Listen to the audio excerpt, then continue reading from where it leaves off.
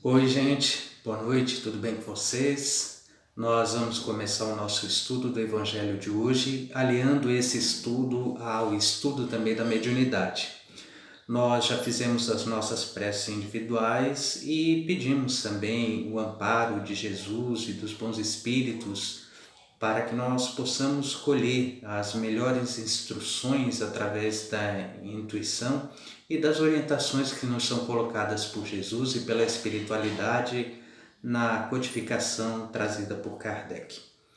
O nosso tema de hoje é bem propício ao momento que nós estamos vivendo, sendo que no meio espírita, em meio a um período de tantas inseguranças, tantos medos, tantas necessidades de entendimento, tem surgido um sem número de informações, um sem número de notícias que nós precisamos estar analisando sob a luz da razão e do discernimento espírita para saber se elas podem realmente ser atendidas ou se merecem realmente a nossa atenção e a nossa aceitação acima de tudo.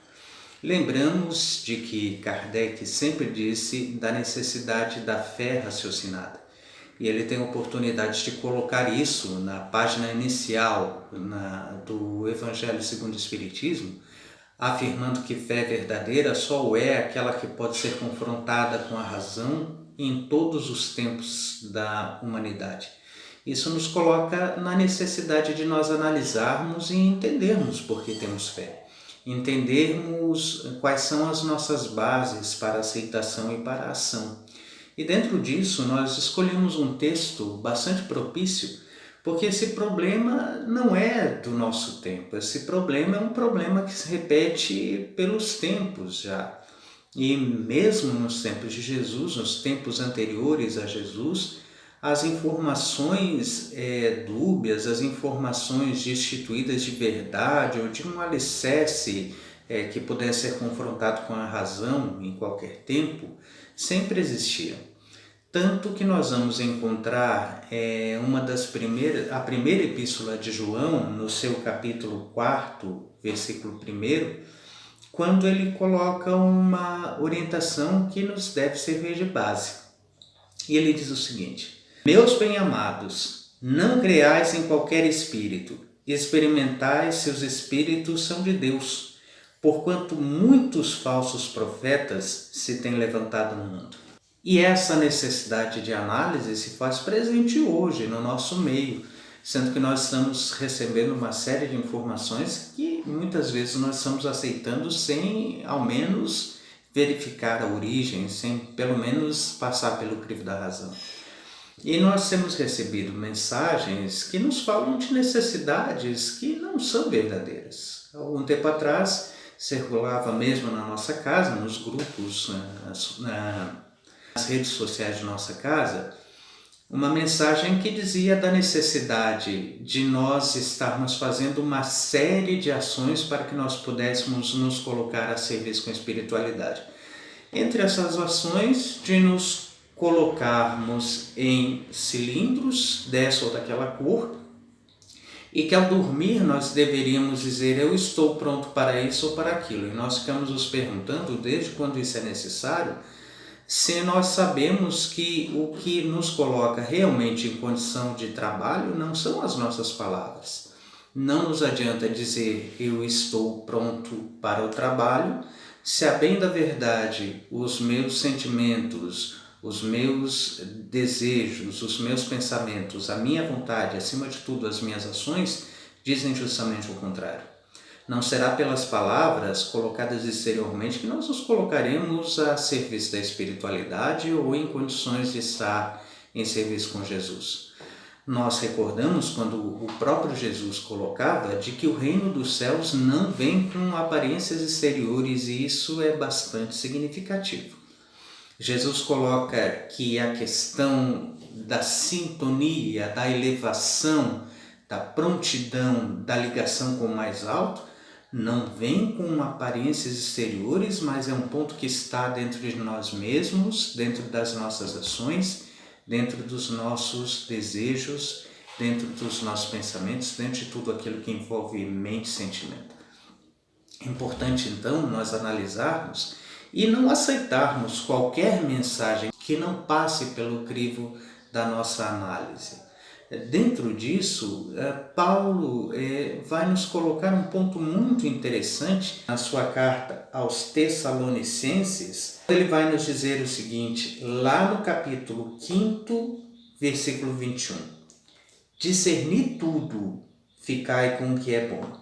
E Emmanuel, fazendo análise desse texto, vai dizer o seguinte, palavra escrita, mensagem publicada no livro Palavras de Vida Eterna, em que diz Emmanuel, disse o apóstolo Paulo, examinai tudo, mas não esqueceu de acrescentar, retende o bem.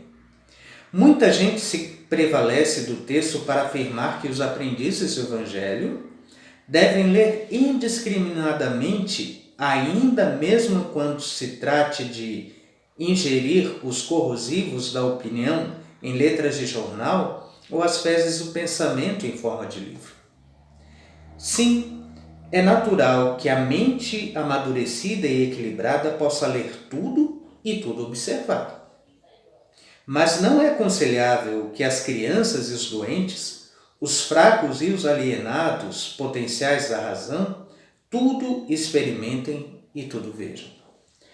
Sabiamente, a lei divina dispõe sobre assuntos sugerindo o levantamento de zonas indispensáveis à justa segregação. Meninos encontram lares e escolas a fim de se habilitem para as lutas da vida. Doentes são encaminhados ao hospital para que se refaçam. Loucos se candidatam ao serviço de manicômio em busca de reequilíbrio. Criaturas fracas, que o crime assinalou com estigmas dolorosos, recolhem à penitenciária em cuja aspereza se reajustam. Assim, pois, se te reconheces em plenitude de robustez espiritual, analisa tudo, sabendo que é preciso reter o bem capaz de ajudar na edificação ou na cura dos outros. Se possuís o necessário discernimento, se dispões do tempo preciso, lê tudo, usando o crivo da compreensão e da utilidade, mas não ouvides escolher o que seja bom e apenas prestigiar o que seja bom, em favor daqueles que ainda não pensam com segurança quanto já podes pensar. Isso nos leva à necessidade de estudar e de compreender. Ninguém pode compreender a doutrina espírita somente com um folhear de páginas. É necessário um estudo aprofundado, é necessário nós mergulharmos na página da doutrina espírita para que dela possamos compreender. Sobre esse tema, nós sugerimos a introdução de O Evangelho segundo o Espiritismo, quando Kardec vai falar do ensino universal dos espíritos. E também no livro dos médiuns, lá no capítulo 23, quando Kardec trata da obsessão, falando sobre as influências dos espíritos, sobre os médiuns, sobre os encarnados, colocando que muitas vezes nós somos fruto de assédio da espiritualidade que tenta enganar por não conhecer ou por conhecer muito bem e simplesmente realmente tentar enganar. Aí a necessidade de nós conhecermos e mergulharmos, porque nós não podemos esquecer de que espíritos e encarnados são um e outro a mesma coisa. Nós todos somos espíritos. Kardec vai falar então no capítulo 23 do Livro dos Médiuns que se há maus escritores encarnados, também os há desencarnados, também os há no plano espiritual.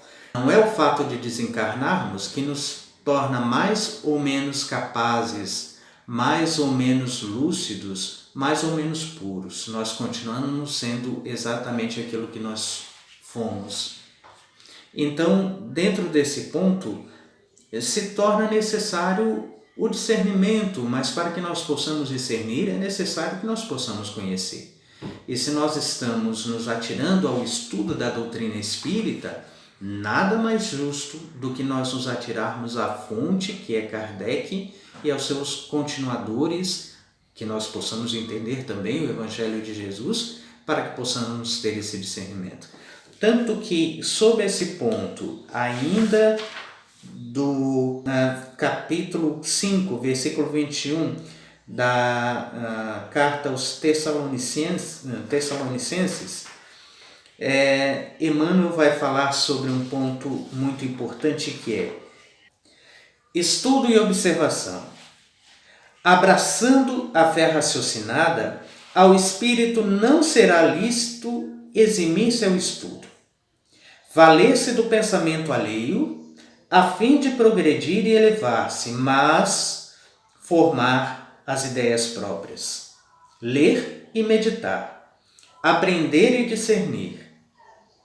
Antes de tudo, compulsar Allan Kardec e anotar-lhe os princípios de maneira a observá-los no cotidiano é obrigação dos que se abeberam nas fontes do cristianismo redivivo.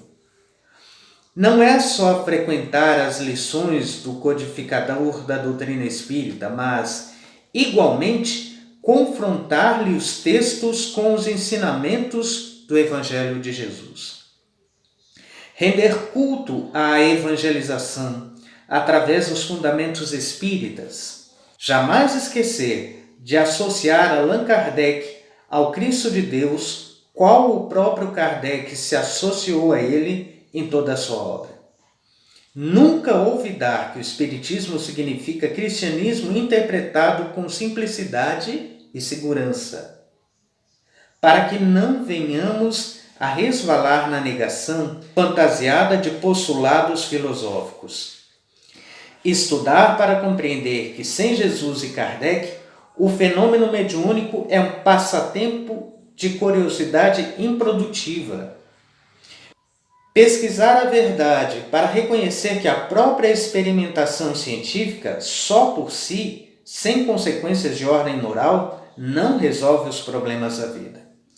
Colaborar com simpatia nos movimentos da perquirição que se afetam em torno das atividades medianímicas, mas sem prejuízo dos encargos e responsabilidades espíritas, valorizando o tempo sem perdê-lo de modo algum nas indagações ociosas e infindáveis.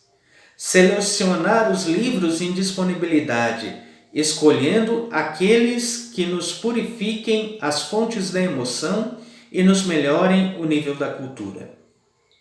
Conquanto admirando a palavra do apóstolo, examinai tudo e retende o melhor, não se comprometer com literatura reconhecidamente deteriorada. Difundir, o quanto possível, as letras nobilitantes. Proteger o livro espírita e a imprensa espírita com as possibilidades ao nosso alcance. Concluir, em suma, que tanto necessita o homem do alimento do corpo quanto de alimento da alma, e que tanto um quanto o outro exigem cuidado e defesa, higiene e substância na formação e na aplicação. Essa mensagem está no livro Portal da Luz, no capítulo 16, é da IDE Editora. E para nós concluirmos o nosso pensamento, um outro texto de Emmanuel, sobre essa mesma Epístola de João, capítulo 4, versículo 1, em que Emmanuel, na mensagem de título Discernimento, nos coloca da necessidade de entendermos o porquê nós precisamos conhecer a doutrina e ter essa capacidade de diferenciar as orientações que nos chegam. E ele coloca o seguinte: todos nós, nas esferas de luta em que nos introduzamos, somos criaturas necessitadas de aprimoramento e resgate, laborando sob os impositivos da própria sublimação diante da lei. Eis porque a nós todos é imperecível o estudo meditado e a prática sincera da doutrina que esposamos, sob a égide do Mestre Divino, cabendo-nos a obrigação de escutar, como necessário discernimento, as palavras dos que falam em nome do Evangelho, provando no íntimo de nós mesmos se procedem da inspiração do Senhor, porquanto os espíritos a que se refere o apontamento apostólico tanto podem ser desencarnados como encarnados, na residência temporária do plano físico ou no espaço, na terra ou no céu. Texto contido em Reformador de fevereiro de 1957.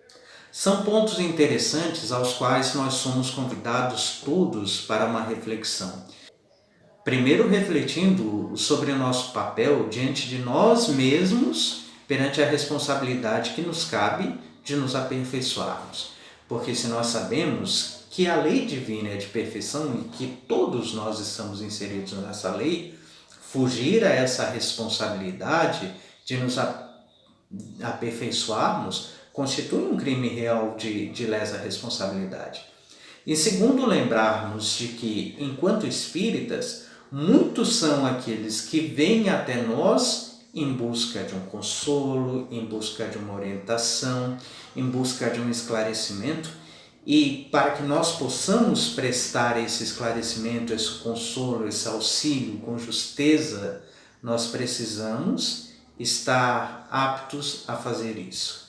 Então fica esse convite de nós analisarmos nesse tempo o teor das mensagens que nos estão chegando, de analisarmos se as mensagens que nos chegam merecem ser passadas adiante, de analisar se as mensagens que chegam ao grupo não merecem uma discussão, um debate, para que talvez nós que percebemos coisas de um determinado ponto possamos juntar as nossas percepções com outras percepções e assim tornar mais claras as necessidades de discernimento, tornar mais claro aquilo que é ou que não é realmente um ponto digno de confiança, digno de credulidade.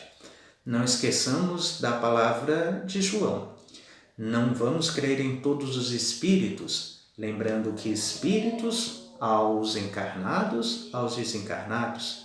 Mas analisemos se essa fonte vem realmente de Deus. O Evangelho segundo o Espiritismo comenta nesse mesmo capítulo da necessidade de nós analisarmos a árvore pelo fruto. Pela árvore se conhece o fruto, diz Kardec em O Evangelho segundo o Espiritismo. Muito obrigado, muita paz. Sugerimos a leitura dos textos aqui citados, principalmente do Evangelho segundo o Espiritismo e de O Livro dos Médiuns. Muita paz, que Deus, na sua infinita bondade, nos envolva sempre, nos conduzindo ao entendimento do Evangelho de Jesus, para que nós possamos disso adquirir o conhecimento pleno de nós mesmos. Muita paz.